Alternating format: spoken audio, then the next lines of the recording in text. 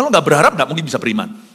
Iman timbul dari pendengaran, dan iman adalah dasar dari segala sesuatu yang kita harapkan. Plus bukti segala sesuatu yang tidak kita lihat, Ibrani pasal 11 ayat pertama.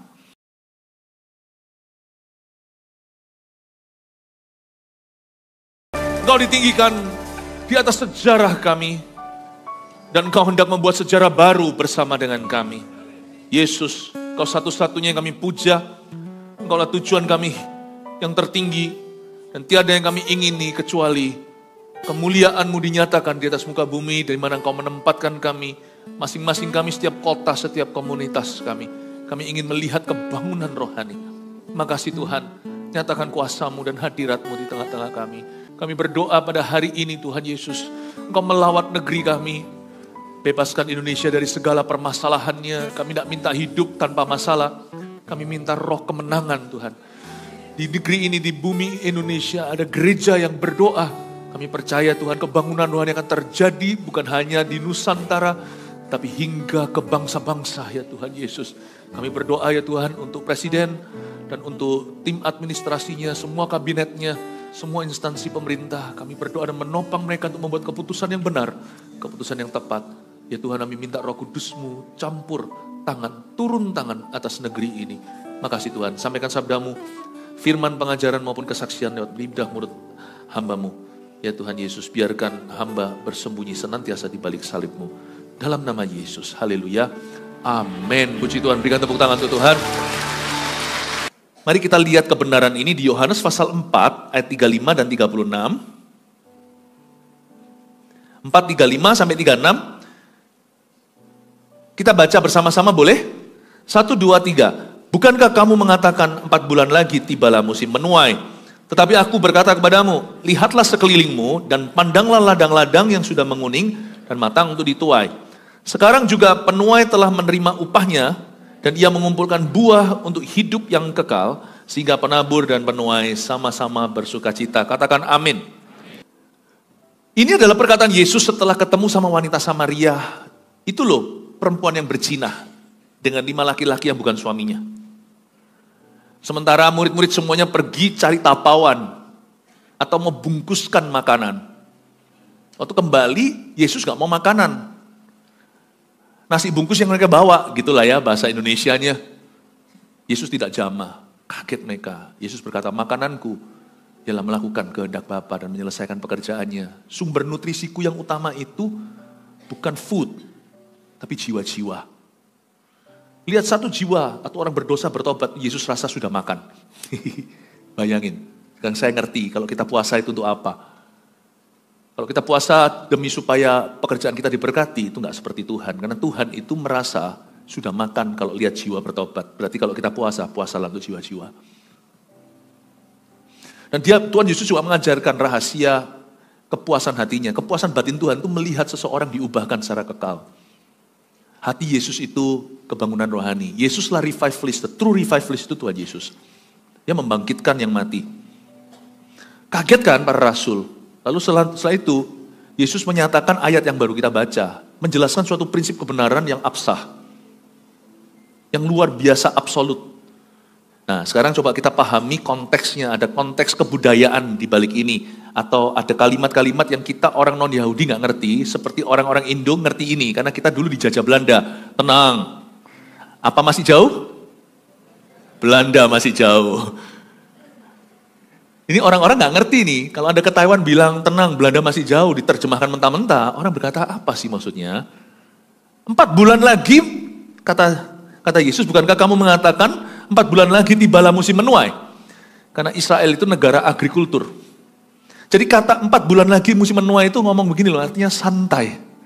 Santai bro, itu bukan 4 bulan sungguhan, Belanda masih jauh, itu bukan sungguhan jauh, Belanda itu bukan sungguhan orang-orang Belanda, belum sampai ke kampung kita.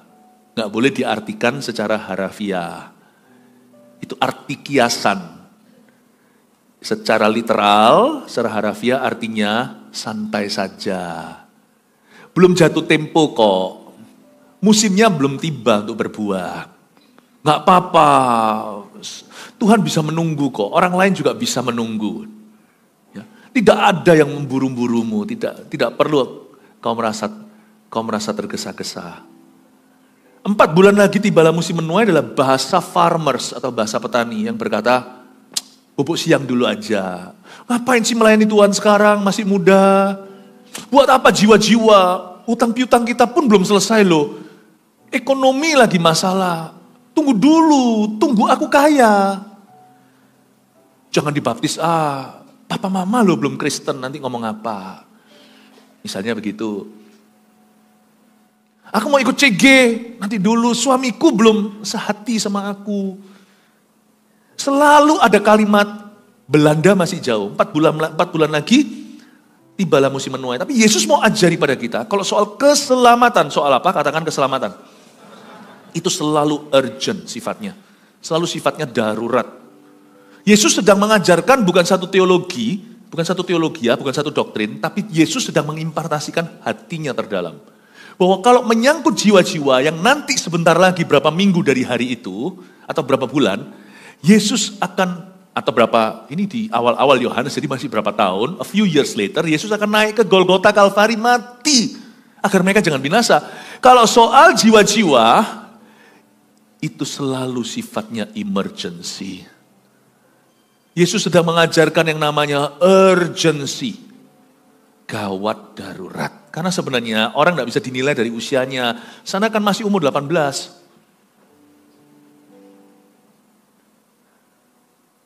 Orang itu bisa mati di umur itu.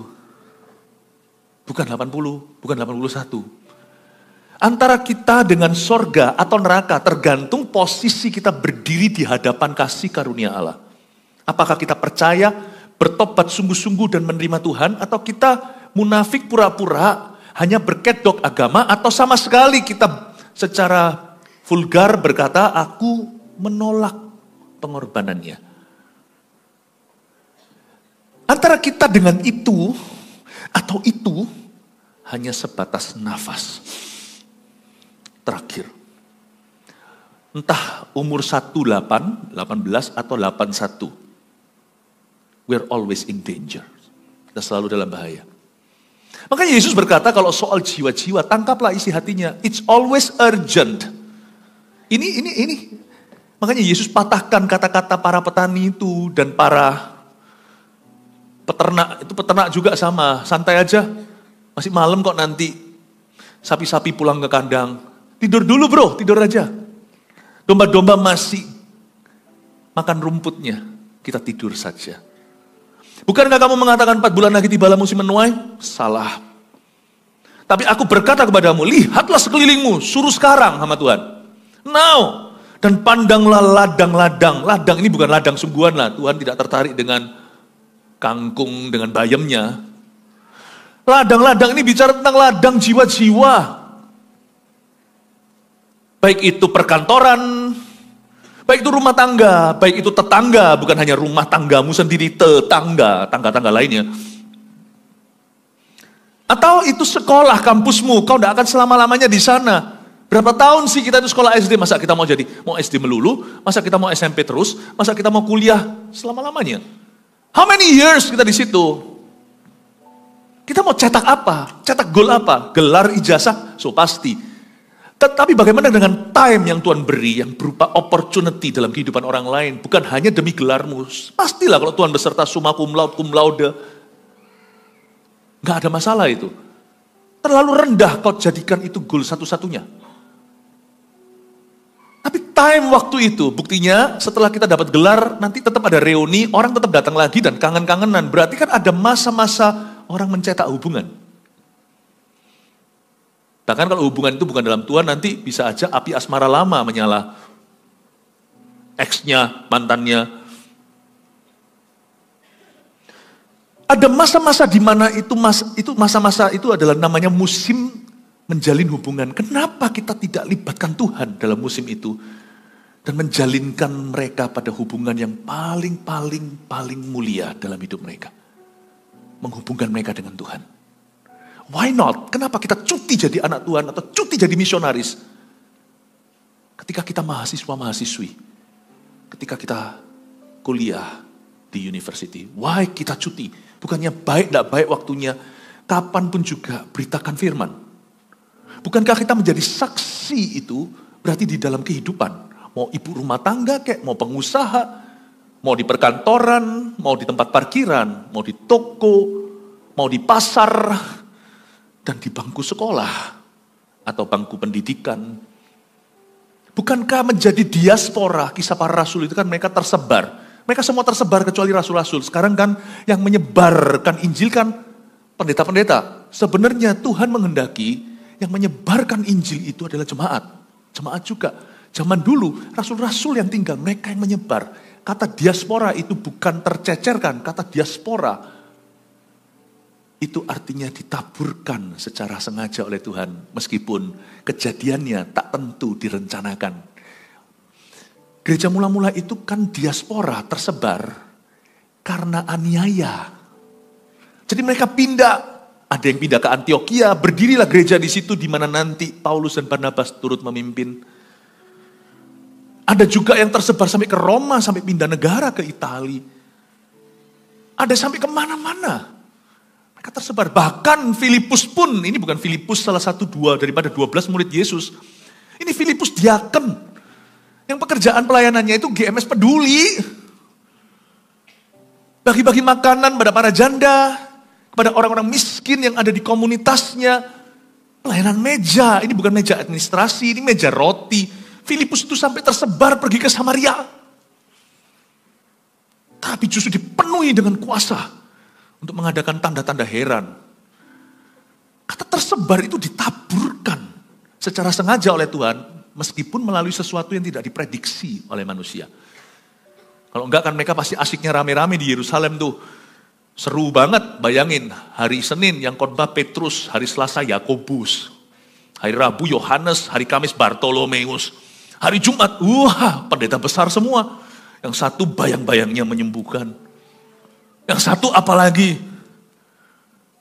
Kecuali mereka tersebar, mereka nangkap visi. Mereka tidak akan pernah dipakai lebih. Tidak akan muncul Filipus di Samaria, Stefanus. Yang bercahaya wajahnya itu orang biasa semua. Kita harus mengerti bahwa Injil itu begitu urgentnya. Tuhan izinkan aniaya di Yerusalem supaya mereka nyebar. Tuhan tuh izinkan Anda sekolah di universitas itu. Supaya Injil ke bawah. Tenanglah, gelar tetap kau dapat. Asal mau belajar, Tuhan nanti yang serta. Bayar rentnya. Bisa cicil rumah, tenanglah. Masa Tuhan tidak akan memberimu rumah 127 kalau Tuhan membangunnya bersama dengan Anda. Jadi itu rumah. Tapi kalau Anda membangun hidup tanpa Tuhan, mau jadi apa? Jangan khawatir kalau Anda kerja di kantor Anda. Anda sungguh-sungguh aja, tulus dan jujur jadi orang dan belajar cekatan dalam bekerja. Nanti Tuhan yang urusi semua. Tapi Tuhan itu saking inginnya, Injil itu sampai kemana-mana. Dia taruh Anda di perusahaan itu. Saya waktu pertama kali, saya tadi cerita di Kebaktian 1, banyak cerita-cerita yang mungkin beberapa orang, bahkan Pastor Albert sendiri tadi mengakui terakhirnya waktu mau tutup ibadah. Banyak cerita yang baru saya dengar. Saya memulai juga di dalam marketplace waktu saya pulang ke Indonesia 14 Mei 98 saya terbang dari Kanada. 1 hari setelah kerusuhan di Indonesia saya malah pulang, semua orang bilang saya gila. Saya memulai dengan bisnis dulu. Dan bisnis kami diberkati luar biasa. Dari 20 sekian staf kami awal-awal kerja itu 20 sekian stafnya itu 21 dilawat Tuhan dari 22. Kenapa Tuhan jadikan saya bisa pegang satu perusahaan? Apalagi kalau sebagai pimpinan, itu pasti karena Tuhan mau menyatakan kasih sayangnya dikenal oleh orang-orang yang saya bawahi. Tanpa memaksakan atau kristenisasi. Kalau kita jalan sama Tuhan, Tuhan itu kan jalan sama kita. Kalau Tuhan jalan sama kita pasti ketahuan. Tuhan itu bukanlah lampu yang bisa disimpan di bawah gantang. Asal kita itu jangan menyembunyikan Tuhan karena kita merasa malu atau merasa sungkan. Asal kita sopan. Tidak ada alasan manusia itu. Tidak ada alasan manusia itu bisa membenci kita. Kalau mereka benci itu benci Injil. Kalau kita sopan loh ya. Kalau kita pentungin orang, ya orang benci kita lah. Bukan karena Tuhan. It's because God loves this world. Yohanes 3:16. So much so that He gave His Son. Dia kasih putranya, sekarang dia kasih putra-putrinya yang terbaik di tempat-tempat itu. Di universitas ini, di sekolah itu, di les-lesan itu, ini itu. Bisakah kau melihat dirimu sebagai penginjil? Sudahlah, percayalah, di hidup ini gak ada yang terlalu penting kok. Semua itu gak kau bawa, terakhir yang kau bawa itu cuman. Daniel berkata, bercahaya seperti bintang di langit itu orang yang menuntun orang lain pada kebenaran. Sungguhan, semua itu gak kau bawa. Semua yang kita investasi dan tabung ini hanyalah sementara untuk hidup ini, supaya kita jadi berkat dan supaya kita bisa memiliki kenikmatan yang sah dari Tuhan. Tapi itu bukan tujuan utama. Injil itu urgent. Tapi bukan hanya Injil itu urgent sifatnya. Tapi Injil itu juga harus, kita sebagai umat Injil, kita itu harus beriman. Coba lihat ya. Tapi aku berkata kepadamu, lihatlah sekelilingmu dan pandanglah ladang-ladang yang sudah menguning dan matang untuk dituai. Ayat 36. Sekarang juga, powerful sekali katanya. Sekarang juga, now. Sekarang juga, penuai telah menerima upahnya. Ada kata sekarang juga, katakan sekarang juga. Kata sekarang juga ini powerful. Itu menunjukkan satu waktu yang dituju. Sekarang juga itu apakah menit ini, hari ini, atau bulan ini. Pokoknya harus ada target tertentu. Yang namanya Injil itu memang urgent atau sifatnya darurat. Kita bisa sekarang berharap. Loh, pengharapan itu ada tempatnya dalam kehidupan kita. Orang yang gak punya harapan itu sangat kasihan. Bahkan bunuh diri pun jadi. Kalau kita bangun tidur itu harus punya harapan. Hati kita itu harus mekar. Misalnya orang sekolah, dia harus berharap kan. Meskipun dia tidak tahu nanti jadi apa. Dia mau lulus, dia mau jadi orang yang sukses. Seorang yang kejar lawan jenisnya, dia kan berharap diterima kan. Kan dia berharap nanti situ jadi pacar. Kalau bisa, jadi istrinya. Gak mungkin ada orang kejar itu terus menerus kalau dia tahu dia gak punya chance. Kan gigit jari gak mungkin orang itu bisa berapi-api. Pengharapan itu ada tempatnya. Tapi pengharapan kalau tidak ada titiknya yaitu iman, maka dia akan menjadi sekedar angan-angan yang tidak kesampaian. Makanya Tuhan berkata, kamu bilang 4 bulan lagi menuai kan? Aku bilang sekarang. Tiba-tiba mereka seperti itu bubble-bubblenya, gelembung yang ada di atas itu semua satu-satu digembosin sama Tuhan. Satu-satu ditusuk dengan visi yang tegas, dengan ujung jarum, dengan target waktu yang disepakati. Iman itu menentukan waktunya. Sedangkan berharap bisa saja waktunya tidak menentu. Tapi kita nggak mungkin bisa beriman kalau nggak berharap dulu. Karena kita mengharapkan, kita doakan. Aku kepingin misalnya kampus itu diselamatkan. Saya pasti akan mendoakan. Tiba-tiba muncul iman, 4 bulan lagi kita masuk. Itu bahasa Yesus. Sekarang juga penuai sudah tiba. Penuaian sudah datang. Kalau nggak berharap nggak mungkin bisa beriman. Iman timbul dari pendengaran, dan iman adalah dasar dari segala sesuatu yang kita harapkan. Plus bukti segala sesuatu yang tidak kita lihat, Ibrani pasal 11 ayat pertama. Karena setelah itu, jangan bilang bumi penuh kemuliaannya. Gimana itu digenapi, akan sangat bergantung langkahmu yang pertama. Bumi penuh kemuliaannya itu selalu dimulai dengan satu orang dulu yang dipenuhi oleh kemuliaannya. Indonesia diselamatkan itu selalu dimulai dengan satu orang Indonesia dulu diselamatkan. Ada seorang hamba Tuhan namanya Filipus, pergi ke jalan selatan yang sepi, gak ada orang mau pergi ke sana. Ketemu sama sida-sida dari Ethiopia. Kebetulan dia adalah orang kedua sesudah Candice atau Ratu Candice dari Ethiopia. Dia bendahara dari negara itu. Dan orang itu bertobat, terima Tuhan, dibaptis sama Filipus, baliklah dia ke Afrika. Sekarang Anda mengerti kenapa di Afrika banyak sekali pengikut Tuhan. It always begins with one. Iman itulah mencari the one. Mencari the entrance, entry point-nya, mencari jalan masuknya. Itu iman. Bukan pengharapan. Pengharapan membuat kita berdoa. Iman membuat kita melangkah. Mengenal ini, nanti saya kasih testimoni karena saya tahu ini. Saya dengan iman berkata, 4 bulan lagi. Suatu hari,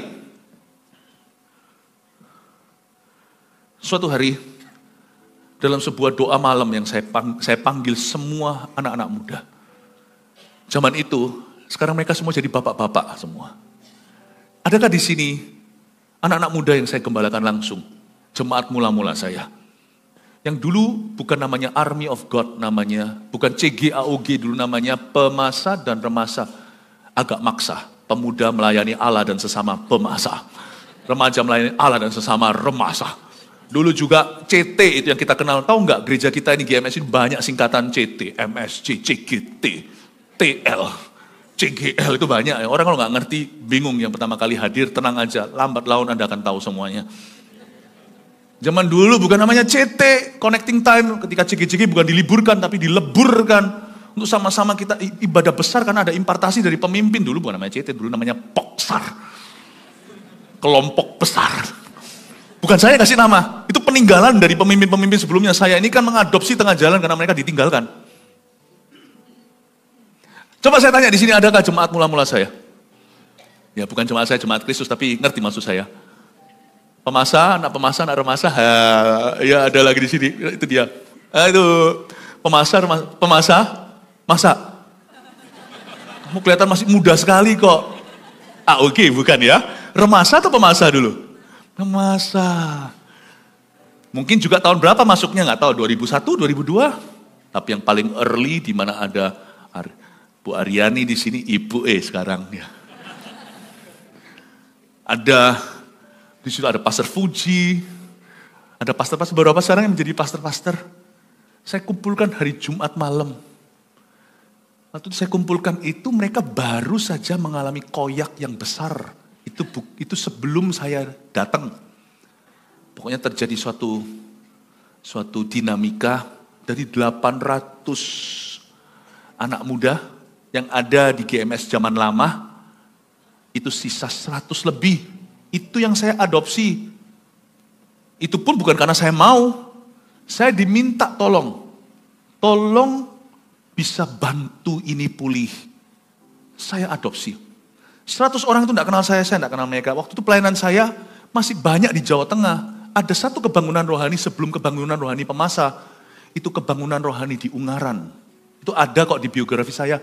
Jadi saya itu lagi ngurus kebangunan rohani di Ungaran ini yang menghasilkan banyak hamba Tuhan, termasuk Pastor Bernard, Pastor Moro, Pastor Yohanes, Pastor Lipi, Pastor Benny yang sekarang di Jakarta. Pastor Benny dulu tuh pakai baju uniform celana pendeknya merah putih itu loh. SD, datang ke sana itu dilawat Tuhan itu tuh zaman itu. Ini semuanya kebangunan rohani saya lagi urus ini. Sudah berapa gereja yang lahir, bahkan belum zamannya GMS modern hari ini. Itu gereja-gereja sekarang, GMS Semarang itu adalah rintisan zaman Ungaran, itu belum saat itu. Belum menjadi bagian dari apapun yang Tuhan akan kerjakan di Surabaya. GMS Bandung. Itu bukan dilahirkan dari Jakarta, itu dilahirkan dari Ungaran, dari Salatiga. GMS Magelang, dan GMS Salatiga yang dirintis oleh Pastor Moro sendiri. Tuhan bekerja dengan dahsyat. Lah saya lagi ngurusi itu diminta tolong untuk tangani 100 orang anak-anak muda. Semua kepahitan. 100 orang itu bukan kepahitan. Paling tidak mereka itu juga gak tahu mau mikir apa. Ketemulah sama saya. Pandang-pandangan. Awal-awal. Saya lihat di wajah mereka. Mereka baru trauma kan sama pemimpin-pemimpinnya. Kenapa saya harus percaya sama kamu? Saya juga tanya di mata. Waktu saya lihat mereka, saya juga kasih mereka pandangan. Kenapa aku harus membesarkanmu? Sami mawon. Ada yang datang ke saya dan berkata, Ko Philip, itu panggilan akrab saya sama mereka. Kenapa saya harus percaya sama Koko? Saya bilang, saya ini dipercayai, saya sudah setujui, saya sudah kabulkan permintaan untuk memulihkan kamu. Saya bilang, kamu tidak usah percaya sama aku. Kita sama-sama percaya sama Yesus. Lakukan bagianmu. Di CG kamu harus lakukan agenda CG, jangan menggosip di sana, jangan sebar kepahitan.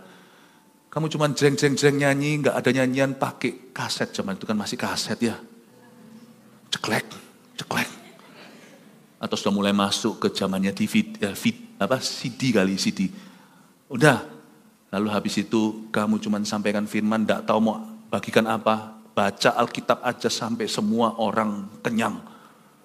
Udah setelah itu saling doakan, jangan doakan apa-apa kecuali kebutuhan nyata mereka. Doakan supaya mereka dipakai Tuhan. Udah itu aja. Bisa kau sepakat? Oke. Berapa bulan kemudian, boom, terjadi lawatan.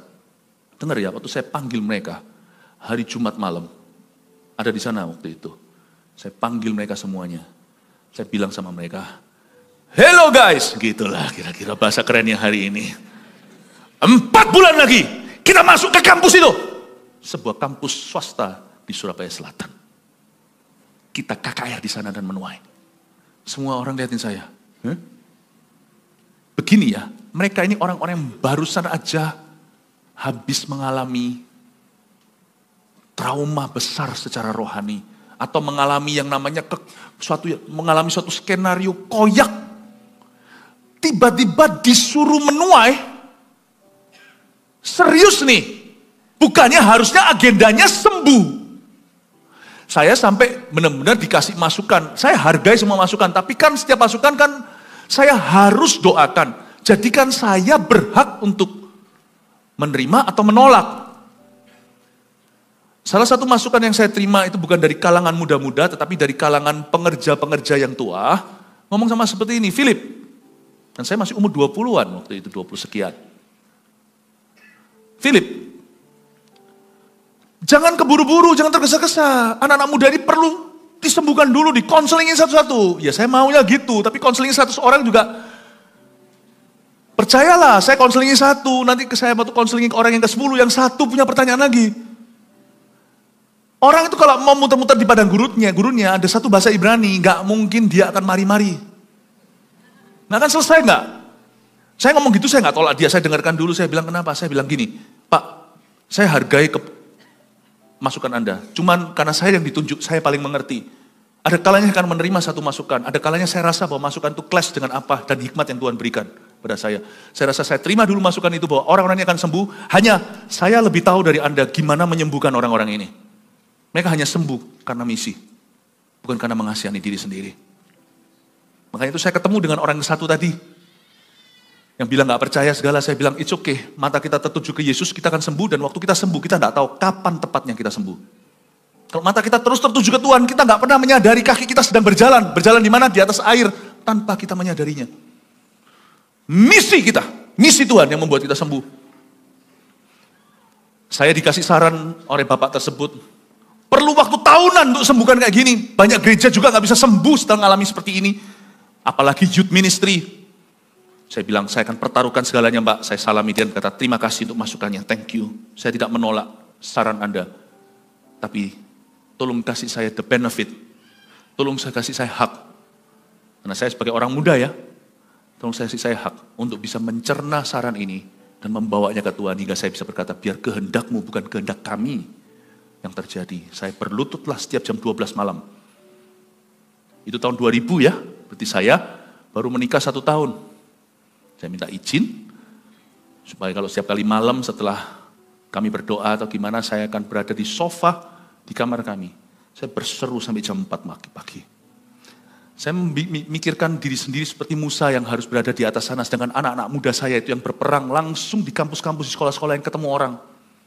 Saya bayangkan saya itu yang ngangkat tangan. Kalau tangan saya loyo, mereka pun akan lesu. Nggak gampang loh, jangan berkata pemimpin melakukan apa. Pemimpin itu yang berada di balik layar di dalam hadirat Allah. Sebagai imamnya dulu. Saya angkat, kalau enggak nanti imanku dari mana? Inspirasiku dari siapa? Nanti kalau enggak saya ikut opini terbanyak. Buat apa saya mimpin mereka? Mendingan mereka mimpin saya. Kalau saya lebih lemah dari mereka, lemah iman. Saya harus bisa lihat dulu 4 bulan ke depan sebelum mereka. Minimal Tuhan kasih saya mata melihat 4 bulan. Saya berdoa dari jam 12 sampai jam 4, every day. Kadang-kadang tembus sampai jam 6, langsung pergi ke office. Mata masih merah-merah. Saya berdoa, give me Surabaya, or I die. Cukup ekstrim, jangan ditiru ini. Karena sama Tuhan tidak boleh latah sembarang ngomong. Kalau die ya die sungguhan. Kasih aku Surabaya atau aku mati. Jumat saya panggil mereka, bukan hanya suatu pertemuan. Kalau cuma panggil pertemuan itu program. Tapi kalau sudah didoakan itu kegerakan. Tak panggil sama saya. Lalu saya ngomong gini, 4 bulan lagi kita masuk ke kampus A. Ini orang-orang mikir ini pemimpinku ini ya. Kok keburu-buru ya? Bukan kita dulu kayak baru beberapa orang secara terpisah datang sendiri-sendiri ke dia dan berkata, nggak kasih kami waktu untuk healing dulu. Zaman sekarang kan gitu orang-orang bilang, healing. Healing what? I'm not from the healing generation, I'm from the healer generation. Sorry ya guys, yang muda-muda di sini. Saya bukan dari generasi healing, sorry. Saya dari generasi healer. Bukan killer. Healer! I don't know healing. Because when you heal, you don't feel the healing. Kalau Anda menyembuhkan, Anda tidak merasakan kesembuhan itu. Itu menjadi fakta saja sekeliling Anda. Saya panggil, mereka akhirnya bingung. Lalu mereka datang ke saya. Mereka datang ke saya, waktu setelah selesai saya bilang 4 bulan lagi itu, mereka semua tepuk tangan, anak-anak muda kan. Itu kan campur kan. Timur ada, yang pusat kampusnya, sekolahnya yang di utara, yang negeri kayak yang swasta. Yang universitas ini, universitas itu, semua tepuk tangan lah. Wah, tepuk tangan. Camnya hanya 2 yang realistis, 2 orang yang realistis. Salah satunya maju karena dia yang laki. Majulah Rasul Paulus ke saya. Bukan Rasul Paulus, bukan. Beliau namanya Paulus. Paulus ini adalah ketua kerohanian salah satu jurusan di universitas tersebut. Datang ke saya, naik ke atas mimbarnya juga enggak terlalu tinggi di gereja gedung lama. Ya seperti ini naik. Setelah selesai nih, mari selesai dia naik dan berkata, Ko Philip sudah pegang izin apa? Kok sudah diumumkan? Izinnya apa? Sudah dapat suatu bukti enggak? Ada suatu sudah dapat ini enggak? Sudah dapat apa namanya? Ya, izinnya. Saya bilang, ada Paulus. Apa kok? Iman adalah dasar segala sesuatu yang kita harapkan. Bukti segala sesuatu yang kita tidak lihat. Pusing enggak tuh Paulus? Pak Paulus ini sekarang sedang pelayanan di luar pulau di GMS mana lagi khotbah? GMS Medan. Ya. Satu lagi sebenarnya, mereka sudah bicara antara mereka, namanya Ina. Istri daripada GMS, istri bugemnya GMS Pekanbaru. Juga salah satu pemimpin rohani di jurusan yang lain. Mereka sama-sama anak-anak di antara anak-anak muda di antara 100 orang lebih itu. Dan mereka akhirnya membuat keputusan untuk membuka jalan dan mengizinkan. Karena mereka anak kita, tapi mereka juga di organisasi kampus, mereka membuka jalan. Akhirnya Paulus ngomong gini, baikku kalau memang itu iman kuku, saya akan pasang badan. Saya yang akan perjuangkan. Tunggu ya, sebelum lanjut ini makin exciting. Kenapa saya cerita ini? Tadi pagi saya cerita revival di antara jemaat umumnya. Itu 20 sekian tahun yang lalu. Jadi hari ini 1-2 tokohnya sudah meninggal dunia. Tapi juga banyak sekarang sudah tersebar ke kiri kanan. Sekarang di ibadah ini saya ceritakan kejadian kebangunan rohani di kalangan muda-mudinya. Sekarang sudah jadi om tante.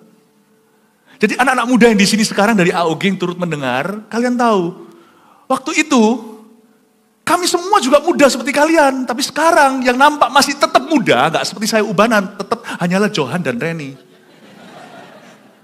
Ini mereka berdua anak pemasa saya.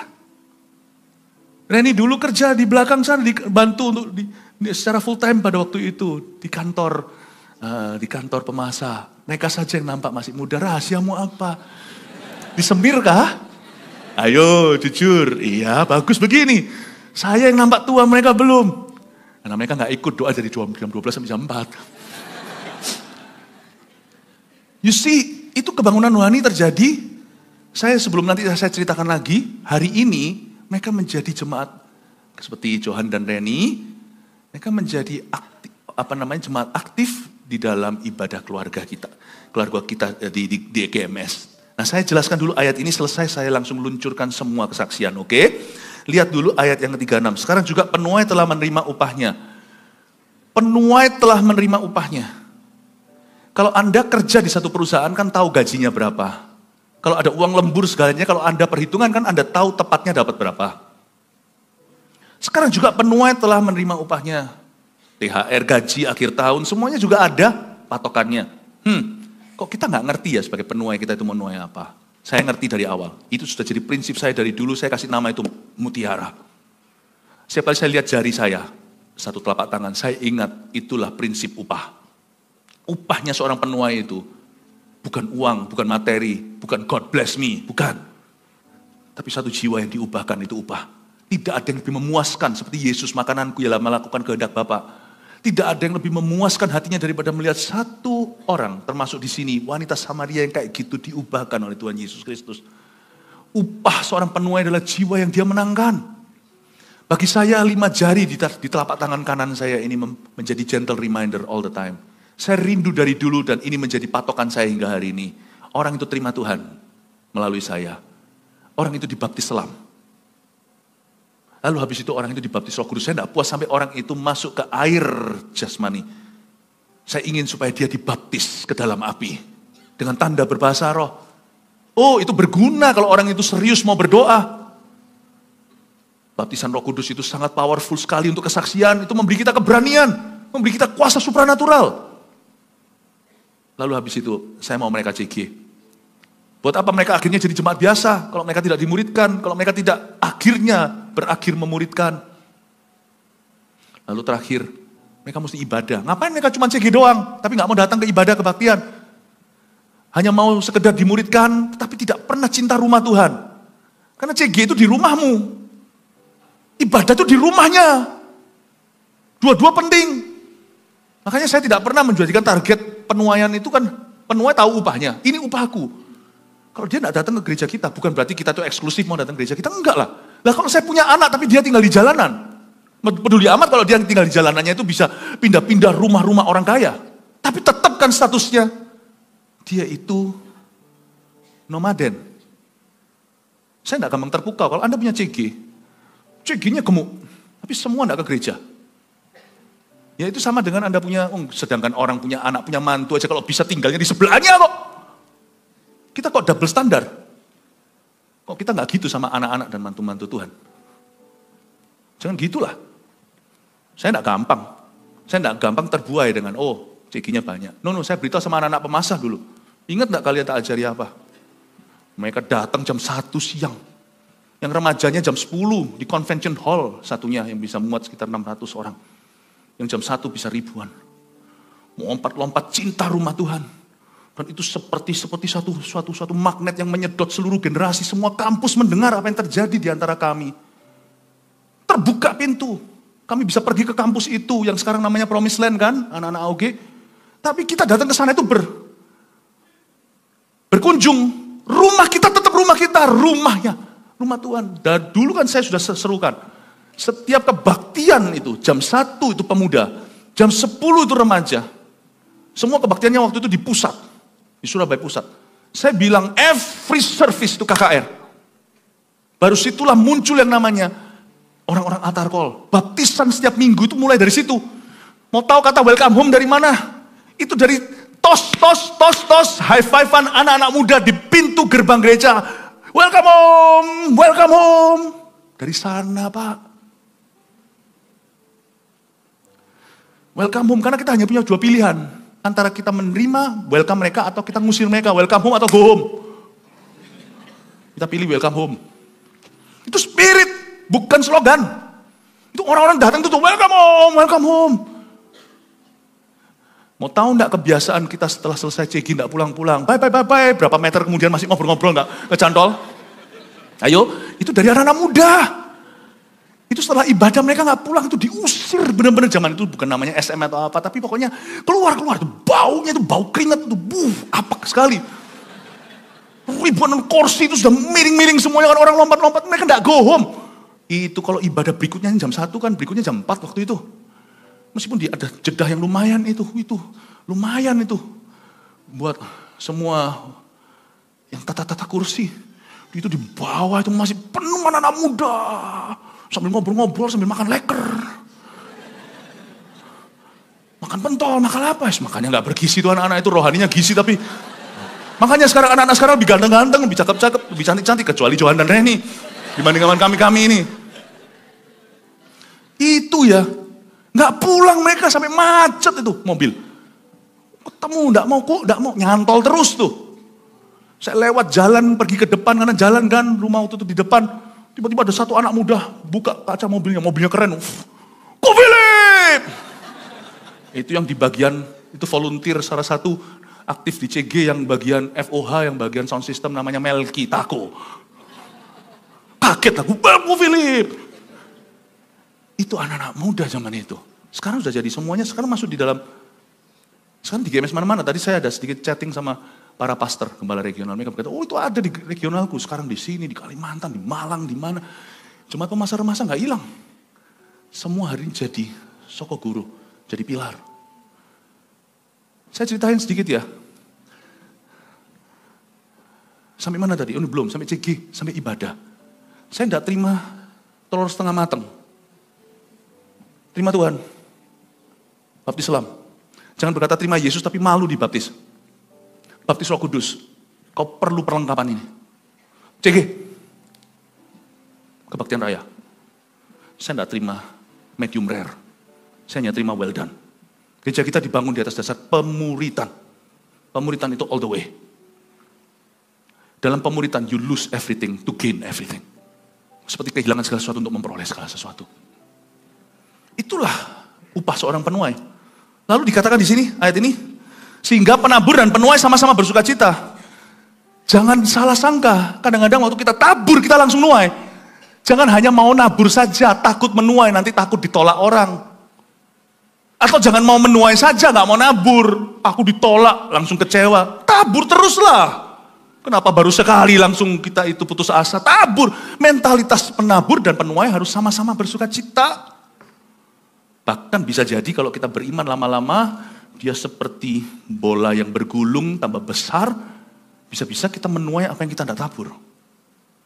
Saya ceritain nanti dalam sebuah cerita ini bagaimana kita akhirnya masuk ke kampus itu dan kita juga menuai, menabur, menuai dan menuai yang tidak menuai langsung apa yang kita tabur, tapi pasti menuainya. Sampai mana tadi ceritanya sampai Paulus. Lalu setelah itu kita masuklah KKR di sana.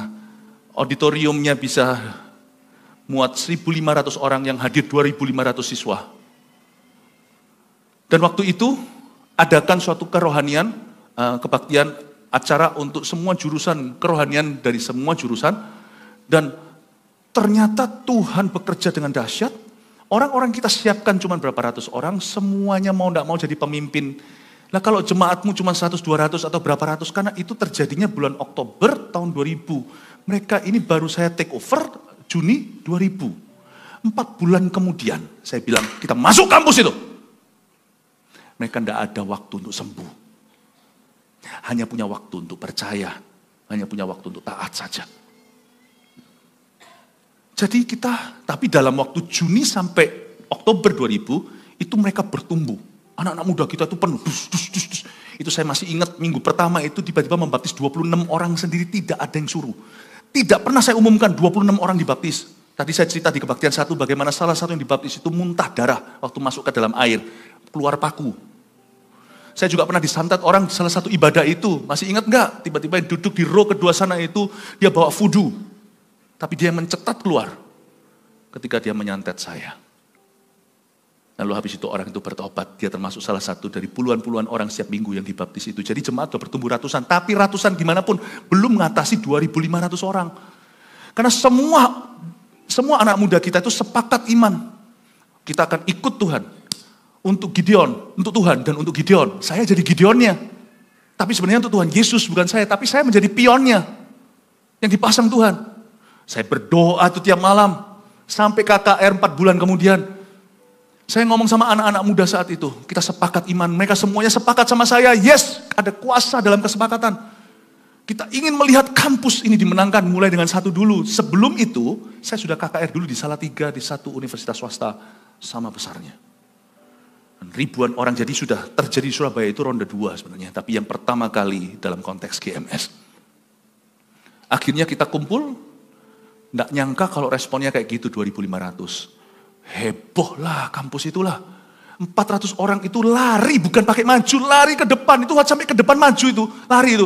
Anak-anak pemasar remasa atau anak-anak CG kita itu bengong lihatnya. Karena waktu di briefing mereka nggak bayangkan kalau kejadiannya kayak gini. Jadi bayangkan kalau mereka semuanya maju itu ada salah satu di antara mereka. Itu jelas-jelas salah satu leader tiba-tiba ada di depan saya. Loh, kamu ngapain ikut altar call? Bukan aku kedorong. Saya nggak tahu itu siapa. Kalian ingat nggak itu siapa? Ada yang maju depan saya bilang, ngapain kamu di sini? Kok kamu bertobat lagi? Enggak, aku kedorong yang belakang. Nggak ngatasi, 400 orang bertobat langsung. Itu baptisannya dahsyat, lalu kita jadi ribuan orang. Tapi banyak yang nggak suka. Dan akhirnya waktu KKR kita kedua, kita dilimit. Kita masuk lagi, tapi sudah dilimit, dijaga dengan para mahasiswa yang memang notabene tidak sehati dengan kita. Di antara orang-orang yang zaman dulu itu Saulus yang menganiaya kita.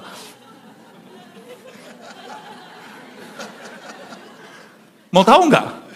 Saya sebut dua, nggak apa-apa lah ya. Karena Saulus itu kan masa lalu, tapi sekarang Paulusnya kan, sekarang di GMS Biskon. Bapak Fandi ini dulu yang menentang kita. Tapi sekarang GMS Biskon di bawahnya. Orang yang melatih semua pengusaha untuk berhati visi, berhati anak di gereja ini. Salah satu lagi namanya Timothy. Ada di sini? Timothy itu adalah ketua BEM. Waktu itu sekarang di bawahnya Johan dan Reni. Coach ya? Ya? CGL ya? Dulu dia juga, tapi ketika dia menentang, akhirnya singkat cerita kita tidak boleh altar call di KKR kedua yang diadakan beberapa bulan kemudian, tapi Tuhan tetap bekerja, dan saya melihat tiang api tiang awan waktu kita lagi KKR itu pindah ke gereja kita, dari KKR itu pindah ke gereja. Dan saya melihat itu. Akhirnya, Timothy ini ketangkep dalam CG yang dipimpin oleh Trivena. Trivena adalah istri Pastor Maxi yang dimenangkan Tuhan di Tondano atau Tomohon ya. Pastor Maxi adalah gembala regional Sumatera. Ini bugemnya regional Sumatera. Ditangkap di sana. Dimenangkan bersama-sama dengan satu orang pecandu berat narkoba. Nanti saya akan rasan-rasan dia kebaktian setelah ini. Orang kayak dia loh kok sampai disalami malaikat itu gimana? Namanya Pastor Thomas atau Pastor Kwok GMS Regional Sulam Papua. Nanti saya ceritain, semoga dia tidak marah. Toh sudah ada bukunya, silakan ke Pustaka Raja Wali. Saya menulis biografinya dia, 180 derajat namanya perubahannya.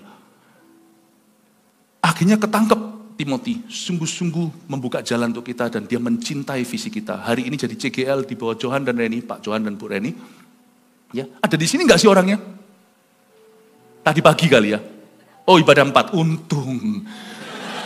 Semoga dia tidak melihat streamingnya ya Tuhan. Dan Timothy ini sangat-sangat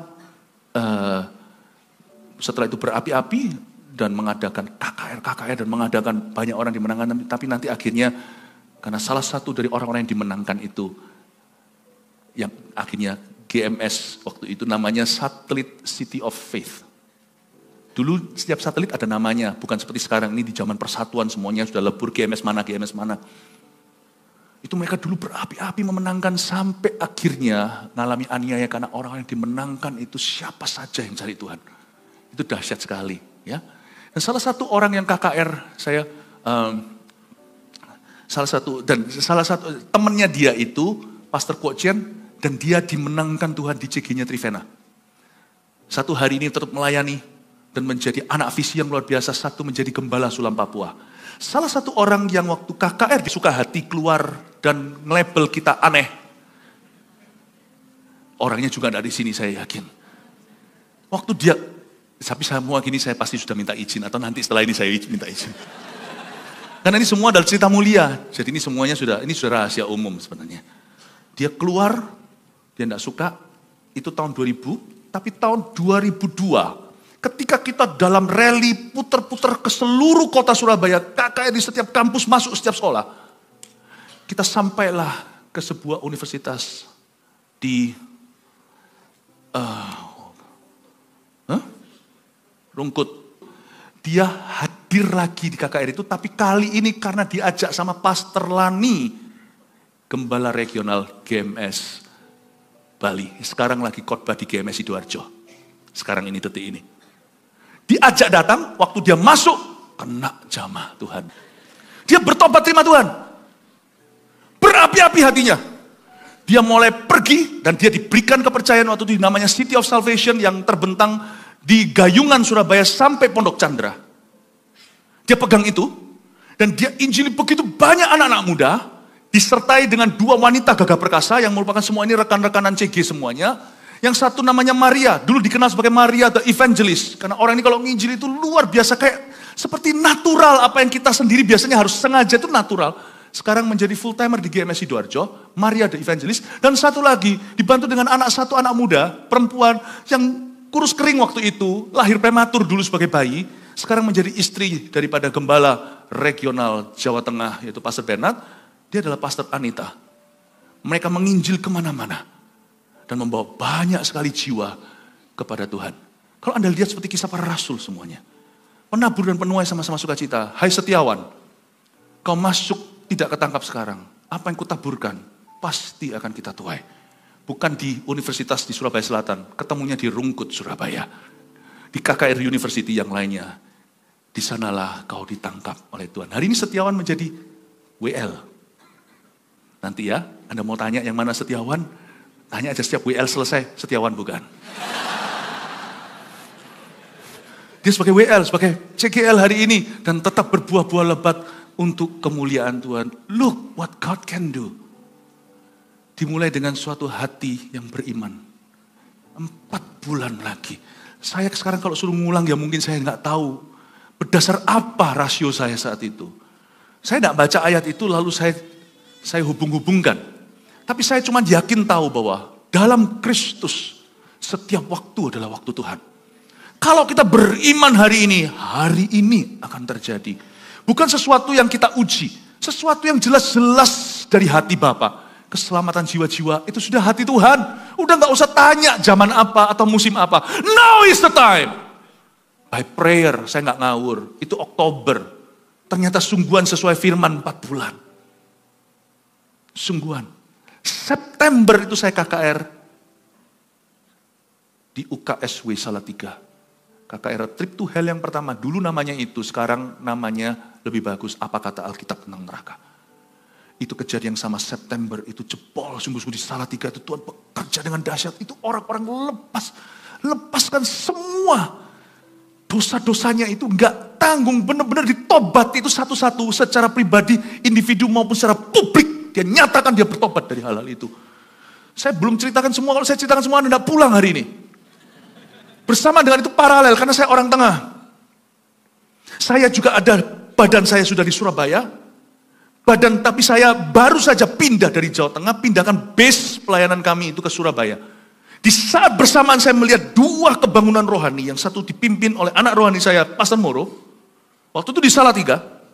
Double K namanya, Kemah Kemenangan. Zaman dulu masih saya izinkan nama-nama, sekarang semuanya dijadiin satu. Yang sebelah sini, di Surabaya Selatan, khususnya City of Faith waktu itu. Saya punya cerita lagi untuk yang timur, tapi tunggu nanti September sebelum kita CG Fund, ya nanti saya ceritakan di PCM. Ini luar biasa Tuhan bekerja, bersamaan dengan ini. Ini orang-orang bertobat dari dosa-dosa yang menyolok, termasuk Pastor Kochen. Yang begini, yang narkoba melulu. Nanti saya cerita bagaimana jahatnya dan bagaimana Tuhan mengubahnya. Bagaimana jahatnya setan dalam kehidupannya. 1 jiwa berharga. Bersamaan dengan itu Tuhan mengubah orang tak terhingga di sebelah sini. Dari cuma segelintir orang sini menjadi 1000, ini menjadi 1000. Di sebelah kiri saya kasih tambah 1 cerita lagi supaya Anda tidak datang ke ibadah sia-sia. Salah satu dari orang-orang yang pulang dari Poksarnya itu dulu, tapi di Jawa Tengah bukan namanya itu. Kita kumpulkan semuanya, lawatan Tuhan terjadi. Itu orang kalau saya kumpul sama mereka itu di rumah itu sekretariat, itu bukan rumah gedung. Ini bukan bicara tentang Surabaya, saya bicara tentang kebangunan rohani Jawa Tengah yang berjalan paralel dengan yang waktu terjadi di sini. Ini Tuhan bekerja. Kalau saya pas datang ke mereka, saya datang naik kereta, kayak naik travel, kayak saya datang kunjungi mereka, saya duduk di sana bersila. Dan mereka tuh kumpul semua itu, orang sampai berjubel-jubel, sampai di luar itu, sampai di ruang-ruang, nggak ada tempat yang layak, itu sekretariat, mereka itu seperti itu. Itu sound system itu cuma pakai yang kecil gini, ditempelin sama kabel, saya ngomong apa adanya. Sekuat mungkin suara saya, itu orang-orang sampai di mana-mana lumber itu ketika saya setelah berdoa, saya buka mata saya jalan sedikit. Saya lihat orang-orang itu rebah itu di mana-mana, sampai di luar-luar itu, sampai di halaman-halaman itu rebah. Tuhan lawat, pulang dari salah satu pertemuan itu yang dipimpin Pastor Moro tentunya. Salah satu anak muda, persis seperti yang zaman kita di sini di universitas-universitas, ditodong, dikompas sama satu orang laki-laki. Uang. Bukannya dia lari, jangan lakukan ini di rumah. Jangan contoh ya. Dia bilang, kenapa kamu merampok? Ditanya malah. Kamu masih muda, kenapa kamu pakai jalur kejahatan? Kamu butuh uang berapa? Orangnya bilang, butuh uang sekian, dikasih sama dia. Didoakan, orang itu terima Tuhan, jadi sopirnya seorang hamba Tuhan. Orang itu terima Yesus pada waktu pegang pisau. Pulang dari CT-nya Pastor Moro. Kalau dengar gini ya, kita mesti harus tepuk tangan untuk Tuhan. Pernahkah kau dengar orang saat merampok, menodong, terima Yesus? Karena yang kau todong adalah orang yang penuh Roh Kudus. Di saat bersamaan, Kok Jen bertobat di sini. Siapa dan siapa bertobat di sini. Anda tidak berada dan duduk di sebuah gereja yang main aman. So don't even think about playing it safe. Anda duduk di tempat yang bersejarah. Yang dahulu kawan, lawan, semua ada di sini. Sekarang semua menjadi visi, menjadi anak-anak visi Tuhan. Saya berdoa di dalam nama Yesus, supaya semua kita yang ada di sini mendengarkan baik-baik. Ini adalah zaman kebangunan rohani. Jangan jadi jemaat biasa. Rugi Anda kalau Tuhan tawari matahari, Anda hanya mau bulan. Saya berdoa di dalam nama Yesus. Tadi ibadah satu saya cerita tentang kebaktian umumnya. Gimana Pastor Yudi mewakili orang-orang tua yang lainnya. Bagaimana mereka itu mengalami kebangunan rohani. Ini bukan kebangunan rohaninya muda-mudi. Ini kebangunan rohaninya orang-orang yang haus dan lapar untuk dipakai Tuhan. Siapa di sini lapar dan haus untuk dipakai oleh Allah? Kasih tepuk tangan untuk Tuhan.